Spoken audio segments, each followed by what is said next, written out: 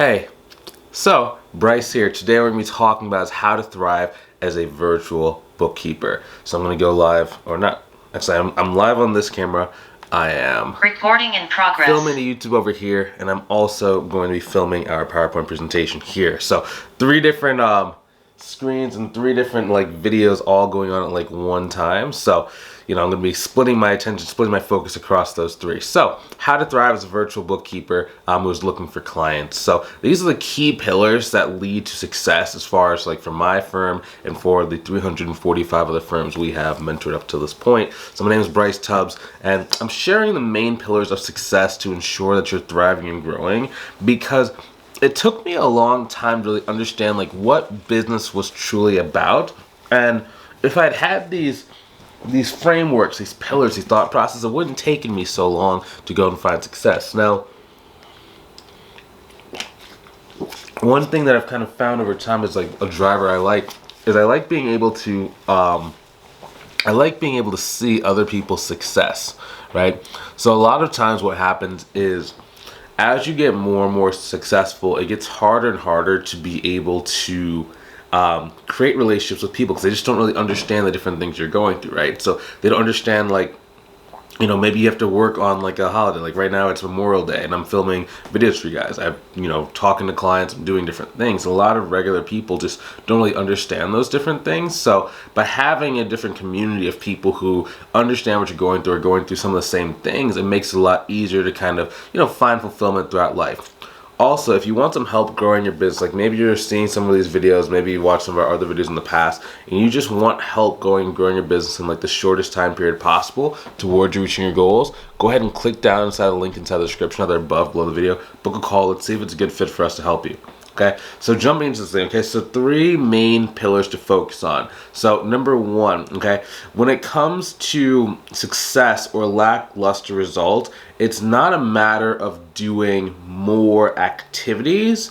It's about doing a small amount of activities at a very, very, very high level. So oftentimes you guys are going to hear me say this a lot, right? 0 to 5K per month is all about learning sales, right? It's all about understanding how to present your value to a potential client, explain your pricing, and basically give them a compelling reason as to why they should work with you at the price point you're asking. If you can't get someone to say yes on a consultation call, then you're just really not going to be able to grow your business, right? So it's not about a website, it's not about marketing, it's not about a lot of different things, it's just about sales, okay? Now, 0 to 6K is going to be about price. We'll talk about pricing in a minute, but first things first can be sales. Okay, so understand this is critical and crucial in terms of your career, because if you are unable to really get this thing to work, it's going to take you 20,000 times longer to go and grow your business. Because if you don't understand sales, it's going to lead to you having really, really lackluster results, because you need a million more much. AFISNAM says, bring them on camera. Yeah, which one specifically? Have you looked at our YouTube channel to see our different reviews and testimonials? I think it's Miss SNM. I'm talking to the live person. Yeah, next thing. So pillar number 1 is going to be about pricing, okay? So first we talked about sales, and that was a prerequisite. Now we're going to talk specifically about pricing. So I'm always talking about aiming high. So we're charging an appropriate amount of money rather than charging a small amount of money per client. Now, a challenge most people have is when they're first getting started, they're going after clients that can only afford beginner rates. And what that causes is that not only do you not make as much money, you start to form an opinion of the market that causes you to think that all clients are like that. So for me, for example, I was going through when I first got started, I was charging $300 to $450 for my service, because I didn't really understand how to price things. So whenever I go to a business owner, they'd be like, well, I can't afford that. Can you instead do $200 a month? I would start thinking that, okay, well, maybe $450 is kind of the upper echelon, so only large companies can afford to pay that. But if I'm talking to these regular clients, then it's just I don't know if people can afford that. And that causes my average price point to go down. But then once I started getting like more coaching, I started like understanding like pricing. I started looking at some of like basically some peers, different clients. I saw like they had clients for like $3,000 a month, $5,000 a month, $10,000 a month. I was like, oh crap. Maybe it's that people. It's not that people can't afford it. Maybe it's just I'm going after the wrong people, right? Because the person would like ask like, well, what's the like revenue that your clients are doing? And be like, well, these guys are doing about like 100,000 a year, maybe 200,000 a year. It's like, well, that's your first problem. You have to go after clients that can afford to pay you more, and that's going to follow the revenue, right? So generally, you're shooting for a client that can do between that. Generally, the clients can be doing between 500,000 to about $5 million. It's gonna be like a really good sweet spot to where it's like the price you can charge is reasonable and it's gonna actually like significantly move your income forward.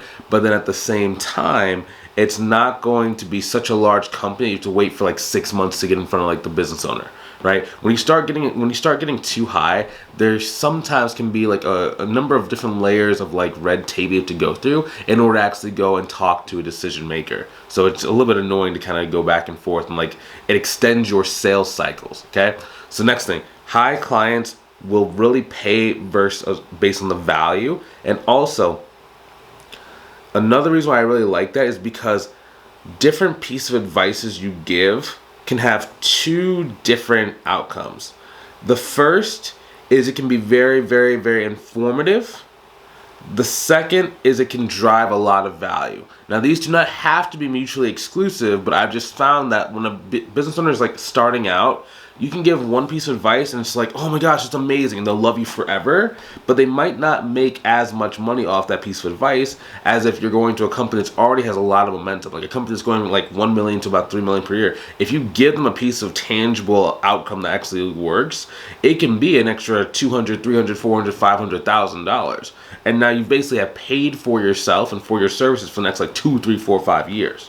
Right? It's very easy for you to get paid a high amount of money if you've already made the person in the company money, because now there's kind of a psychological thing that some business owners have, and this is more often than not, is that they value loyalty. Now I understand like maybe you've had a job and like the company fired you without any warning. I'm not necessarily saying like for corporate companies, but when you're dealing with a small company and you're dealing with the owner on a consistent basis, they value that loyalty and they try and help you. For example, I have a number of like virtual assistants that have been with me since even before I had my accounting firm. Like back when we were trying to make e-commerce work, I used to try and do like e-commerce, and like I had a virtual assistant that was doing a lot of product research and different things like that. I'm still working with that virtual assistant today because she helped me out back when I didn't have a lot of money, back when I didn't have any success, back when things were failing, right? I can trust her that when things are not going right, she figures things out and helps me move to the next level, right? That's loyalty. There's been times in like the last like year where it's like I didn't really have like super detailed work for her to do, and like rather than just like say, oh hey, we're just not going to work together, it's like okay, we just keep her on payroll like due to like the past thing that she's done. Now that's not to say like that you have you stop doing stuff for that person, right? Eventually, like if you're in that position like my virtual assistant is, it doesn't mean you stop thinking of things and like trying to help, right? It's just there might be times where your services are less needed than others, but since you've helped out so much, the person is willing to work with you. Okay. Now, in order to go and charge higher price points, we do need to make sure that we understand our value and we understand like the value of objective work. So one challenge people have when it comes to pricing is that they tie the price that they think that someone will pay them based on their self-worth. So if they either don't have a million years experience, or if they don't have a bunch of certifications, or if they've never worked with clients before, or if maybe they've worked with 1 or 2 clients but they haven't worked with 5 clients, like there's a lot of different like things that our brains can kind of cook up and create up that cause us to not believe that we are worth the amount of money that we're asking for, right? So there's 2 simple tricks you can do to charge a higher price point. One is going to be that you need to view the price of your service as an equivalent measurement to how much value you are providing. Now, if you don't know what value means, on our YouTube channel, we actually have a video that breaks down value and breaks down like what are the different, like there's like 7 elements of pricing your services that you can price your service based on. They can all like mix together, right? When you understand that, it's not about you, right? Because I mean, like think about it, like you know, what's the value of a person anyway? It's more than dollars, right? It doesn't translate straight to dollars. Like, okay, yeah, you can say like, okay, well, I make this much in my job, and it's like, okay, well, you know, I'm worth $120,000 a year. It's like, well, are you? I mean, if you went and started your own business and you just like sat there for 2 or 3 years and you're at 200, 300K a year, I mean, were you really at 100,000, or were you just underpaid at 100,000? What if you went on and got like $1 million? What if you built your business to $300,000 a year, then you sold it and you got $1 million straight up? So maybe your value wasn't 100,000. Maybe you were just settling for 100,000. The next thing is, whenever you have a high price point, what I like to do, and this like really helped me build my price points up, was I would find a high price point, especially if it was like a cleanup project associated with it, and I would say a higher price point than what I was used to, and I would expect the person to say no. Okay, that price sounds weird. You're like, Bryce, why would you want someone to say no to you? Okay, the reason why was because I figured that if I could say the price and I could just practice saying the price, then when there was a person who was serious in front of me, then I would actually be able to get it. Number 2, it taught my brain that it was okay to say a high price point and you wouldn't die. Oftentimes when it comes to like fear, and this kind of slides into like confidence, when it comes to fear, it's oftentimes false evidence appearing real, okay? So in my mind, I thought that if I charged a high price point, the person would get mad at me, it just wouldn't work, they would tell everyone else that my prices were too high, and I would like lose out on clients. Usually when someone is nervous and it comes to this business model, it's that something that you do is going to cause a chain reaction that blackballs you from the industry. Right, I've just noticed that from working with all the different students. So number 1, okay, when it comes to the second pillar, it's going to be about confidence. Okay, so not just price, never shifting into confidence as a whole. You have to learn to put yourself out there. Okay, the one thing that I was good at when I first got started, even though I wasn't skilled, was I was willing to put myself out there. I was nervous every single time, but I was willing to do it because I knew I needed to go and succeed. So you have to have the confidence to reach out, okay? And understand you will face rejection. You're going to face rejection at every step of the way in this business model. That's just business in general. Every step of the way, okay? You might get denied for a business credit card. You might not be able to actually open up the business bank account because you don't have some kind of paper or some kind of thing, right? You're going to have someone inside of a messenger say, no, they're not interested in working with you.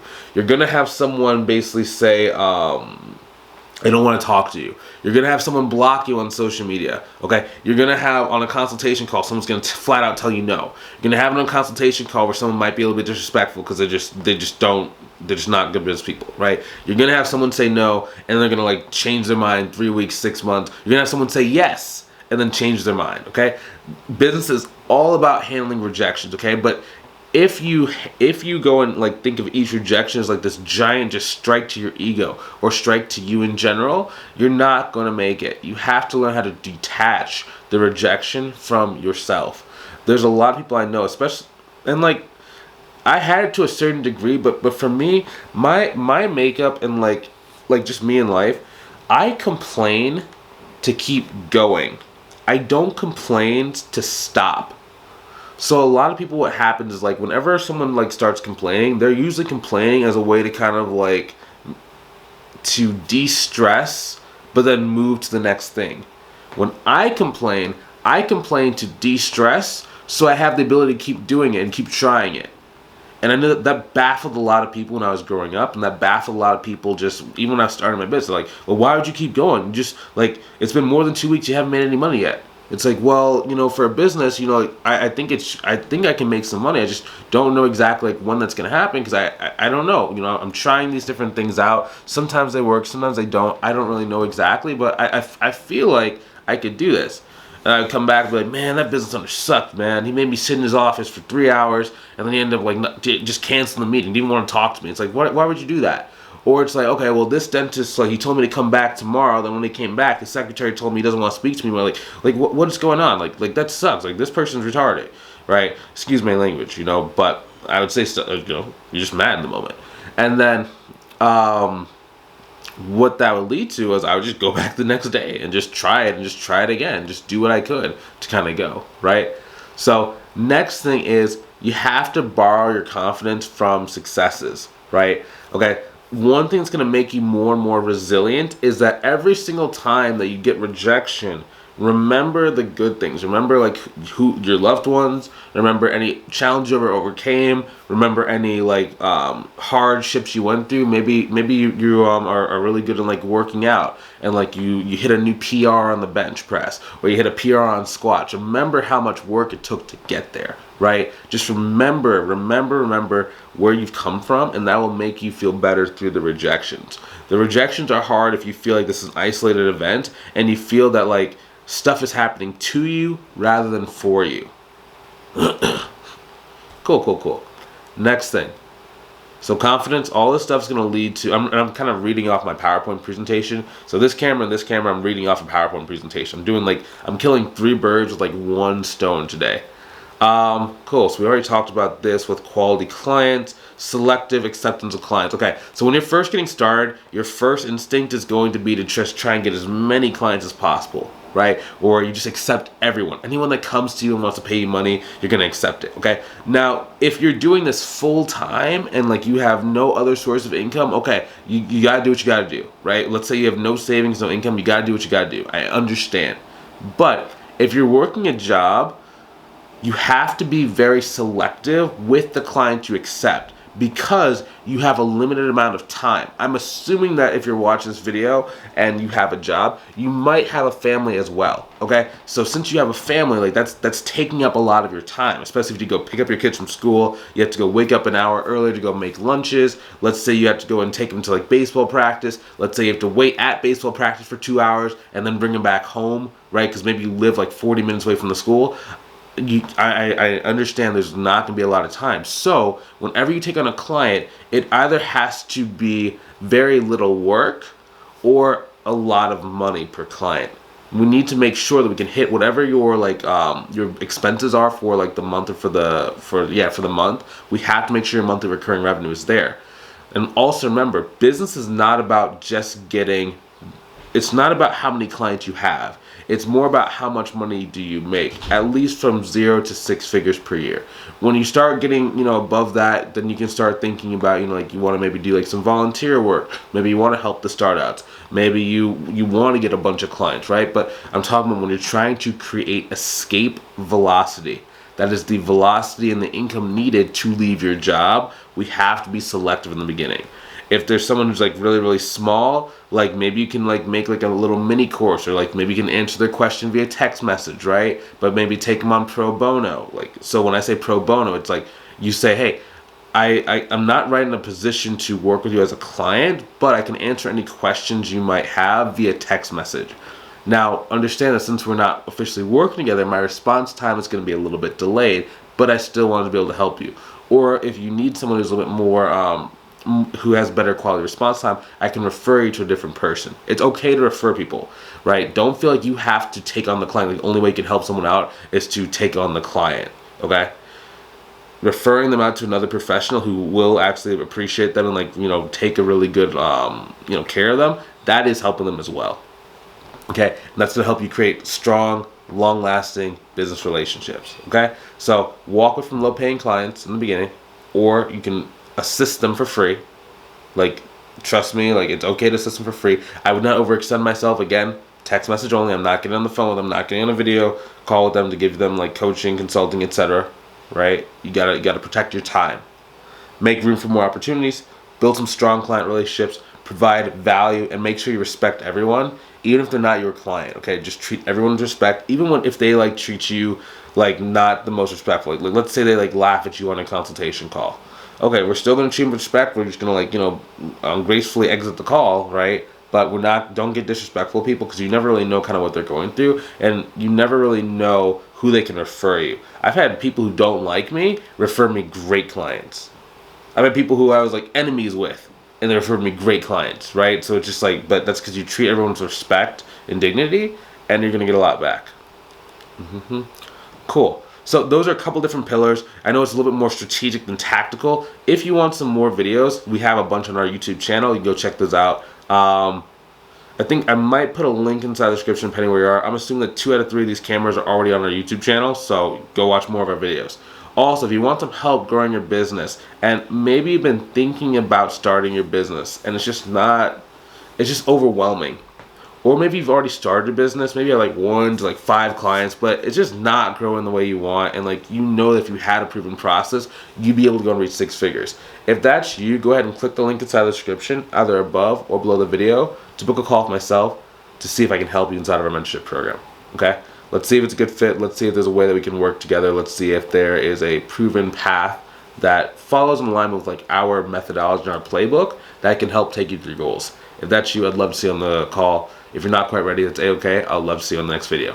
Take it easy. Talk to you soon. Okay, I have to go and turn off like 3 different cameras. So stop there. Recording stopped.